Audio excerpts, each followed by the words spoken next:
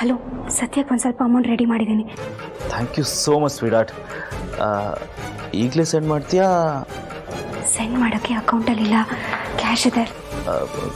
Cash ಇದೆಯಾ? ಎಷ್ಟಿದೆ? 1,00,000 ಇರ್ಬೋದು.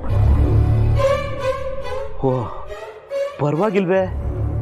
1000ದಲ್ಲಿದ್ದವನಿಗೆ ಲಕ್ಷ ಅಂತಿದ್ದಾಳೆ. Very good.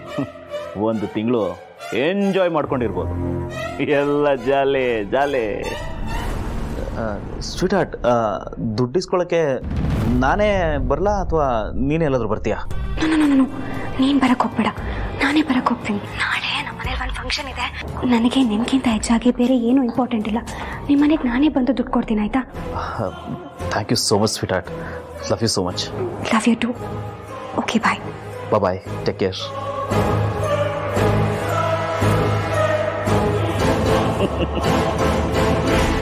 ಕೋಳಿ ನಿಧಾನಕ್ಕೆ ಚಿನ್ನದ ಮೊಟ್ಟೆ ಇಡ್ತಾ ಇದೆ. ಈ ಕೋಳಿನ ಹೋಗ್ಲಿ ಅಟ್ಟಕ್ಕೇರಿಸಿದ್ರೆ ಇವತ್ತು 1,00,000 ಪೀಕಿದ್ದೀನಿ, ಮುಂದೆ 1 ಕೋಟಿ ಪೀಕಿಸ್ತೀನಿ. 7 ಮನೆಗೆ ಬಂದಾಗ ರೂಪ ಮನೇಲಿದ್ರೆ, 7 ಮನೆಗೆ ಬಂದಾಗ ರೂಪನ ಹೇಗಾದರೂ ಮಾಡಿ ಮನೆಯಿಂದ ಆಚೆ ಕಳಿಸ್ಬೇಕು. ಎಸ್, ಹೇಗಾದರೂ ಮಾಡಿ ಫಂಕ್ಷನನ್ನು ತಪ್ಪಿಸ್ಕೋಬೇಕು. ಅದಾ ಶಾಸ್ತ್ರಕ್ಕೆ ಸಮಯ ಆಗುತ್ತೆ ಅಂತ ಹಾಗೆ ತಗೊಂಡು ಬಂದ್ಬಿಟ್ಟೆ.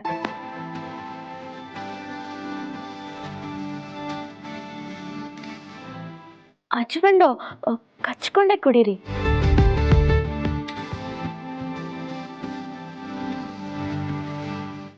ಸಾಕು, ಅರ್ಧ ನನಗೆ.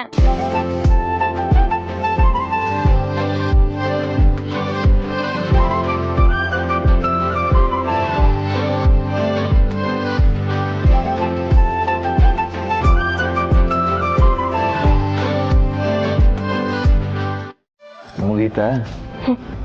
ಸಮಾಧಾನ ಆಯ್ತಾ? ಆಗಿಲ್ವಾ? ಯಾಕೆ? ಶಾಸ್ತ್ರನೇ ಆಗಿಲ್ವಲ್ಲ ಹಸ್ಬೆಂಡು, ಅದು ಹೆಂಗೆ ಸಮಾಧಾನ ಆಗುತ್ತೆ? ನೀವು ಮಾಡುವ ಎಡವಟ್ಟಿಗೆ, ನೀವು ಆಡ್ತಿರೋ ಮಾತಿಗೆ ನಾನು ಬೇರೆ ಮೂಡಲ್ಲಿದ್ದೀರಾ, ಸರಿಯಾಗಿ ಬೈಸ್ಕೊತಿದ್ರಿ. ಏನೋ ಇವತ್ತು ಒಳ್ಳೆ ಮೂಡಲ್ಲಿದ್ದೀನಿ. ಹಾಗಾದ್ರೆ ಮೊದಲನೇ ರಾತ್ರಿ ಶಾಸ್ತ್ರ? ಆ ಮೂಡಲ್ಲಿಲ್ಲ, ಖುಷಿಯಾಗಿದ್ದೀನಿ. ಕಾರಣ ನೀವೇ.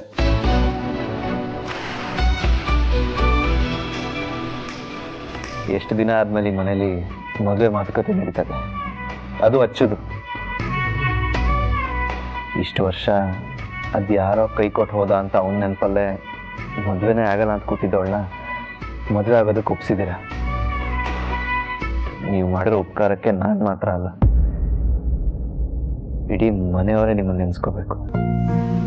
ಇಷ್ಟು ದಿನ ಅಕ್ಕನಿಂದ ಯಾರು ದೂರ ಹೋಗಿದ್ರೋ, ನಿಮ್ಮೆಲ್ಲರೂ ದೃಷ್ಟಿಯಲ್ಲಿ ಯಾರು ಸರಿ ಇಲ್ವೋ ಅದೇ ರಾಹುಲಣ್ಣ ನಾಳೆ ಮದುವೆ ಮಾತುಕತೆಗೆ ಬರ್ತಿರೋದು ಅನ್ನೋ ಸತ್ಯ ನಿಮ್ಗೆ ಗೊತ್ತಿಲ್ಲ ಹಚ್ಬಿಂಡು.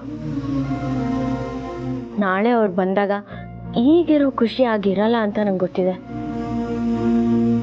ಆದರೆ ಏನು ಮಾಡಲಿ, ಅಕ್ಕನ ಮನಸ್ಸಲ್ಲಿ ರಾಹುಲಣ್ಣ ಇದ್ದಾರೆ. ಅದಕ್ಕೆ ಅವರಿಬ್ಬರನ್ನ ಒಂದು ಮಾಡೋ ಪ್ರಯತ್ನ ಮಾಡಿದೆ. ಆಗಿರೋ ಅಪಾರ್ಥಕ್ಕೆಲ್ಲ ನಾಳೆ ಒಂದು ಇತಿಶ್ರೀ ಹಾಡಬೇಕು ಅನ್ನೋ ಉದ್ದೇಶದಿಂದಾನೇ ಅವ್ರನ್ನ ಕರೆಸ್ತಿದ್ದೀನಿ. ನೀವೇ ಅಕ್ಕಂಗೆ ರಾಹುಲ್ ಅಣ್ಣ ಒಳ್ಳೆ ಗಂಡು ಅಂತ ಹೇಳಿ ಧಾರೆ ಎರಿಬೇಕು. ಹಾಗೆ ಮಾಡ್ತೀನಿ. ನಾಳೆ ಯಾವ ತೊಂದರೆನೂ ಆಗದೆ ಎಲ್ಲರೂ ರಾಹುಲ್ ಅಣ್ಣ ಮತ್ತೆ ಅಕ್ಕನ ಪ್ರೀತಿನ ಒಪ್ಕೊಳ್ಳಿ. ಹಾಗೆ ಮಾಡು ದೇವ್ರೆ. ಮದುವೆನ ಎಷ್ಟು ಗ್ರ್ಯಾಂಡಾಗಿ ಮಾಡಬೇಕು. ನಮ್ಮ ಮನೆ ಕೆಲಸದವರಿಂದ ಹಿಡಿದು neighbours, office staff, friends, family ಅಷ್ಟೇ ಅಲ್ಲ, ಪಬ್ಲಿಕ್ಕು ಬನ್ನಿ ಅಂತ ಪೇಪರಲ್ಲಿ ಆಮಂತ್ರಣ ಹಾಕಿಸ್ತೀನಿ. ಲಕ್ಷ ಜನ ಸೇರಬೇಕು, ಹಂಗೆ ಮಾಡ್ತೀನಿ, ನೋಡ್ತಾ ಇರಿ. ಎಷ್ಟೋ ತಮ್ಮಂದ್ರು ಅವ್ರ ಅಕ್ಕನ ಮದುವೆನ ಅದ್ದೂರಿಯಾಗಿ ಮಾಡಬೇಕು ಅಂತ ಅಂದ್ಕೊಂಡಿರ್ತಾರೆ. ಅವ್ರ ಹತ್ರ ದುಡ್ಡಿಲ್ಲ ಅಂದ್ರೂ ಸಾಲ ಸೋಲ ಮಾಡ್ತಾರೆ. ತಮ್ಮಂದ್ರಿಗೆ ಅದು ಜವಾಬ್ದಾರಿ ಅಲ್ಲ, ಖುಷಿ.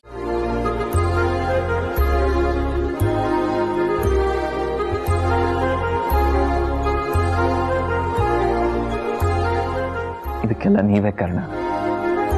ಯಾರ ಕೈಲೂ ಆಗದಿರೋದನ್ನ ನೀವು ಮಾಡಿದ್ರಿ. ನಿಮ್ಮಲ್ಲಿ ನಿಮಗೆ ಗೊತ್ತಿಲ್ಲದೆ ಒಂದು ಮ್ಯಾಜಿಕ್ ಇದೆ. ಹೌದಾ? ಹೌದು, ಆದರೆ ಅದೇನು ಅಂತ ಕಂಡುಹಿಡಿಯೋಕ್ಕೆಲ್ಲ ಹೋಗಬೇಡಿ. ನಮ್ಮಲ್ಲಿರೋ ಕೆಲವು ಸೀಕ್ರೆಟ್ಸು ನಮಗೆ ಗೊತ್ತಾಗದೇ ಇರೋದು ಒಳ್ಳೆಯದು. ಒಟ್ಟಿನಲ್ಲಿ ಅಕ್ಕನ ಜೀವನ ಚೆನ್ನಾಗಿರ್ಬೇಕು, ಅದಕ್ಕೋಸ್ಕರ ತಾನೇ ನಾವು ಇದೆಲ್ಲ ಮಾಡ್ತಿರೋದು. ಹಸ್ಬೆಂಡು, ಇದೇ ಮಾತನ್ನ ನೀವು ನಾಳೆನೂ ಹೇಳ್ತೀರಾ?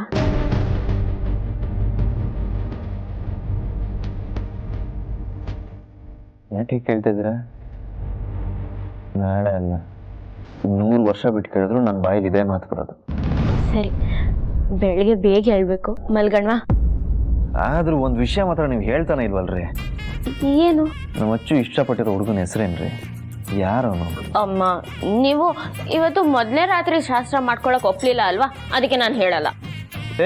ನೀವು ಹೇಳಿದ್ರು ಪರವಾಗಿಲ್ಲ ರೀ, ಶಾಸ್ತ್ರ ಅಂತ ಮಾತ್ರ ತಲೆ ತಿನ್ಬೇಡಿ. ಸರಿ, ನಾಳೆ ಅವ್ರು ಯಾರು ಏನು ಎಲ್ಲ ಗೊತ್ತಾಗತ್ತಲ್ವಾ? ಬನ್ನಿ ಮಲ್ಕೊಳ್ಳೋಣ. ಆಯ್ತು ಬಿಡಿ.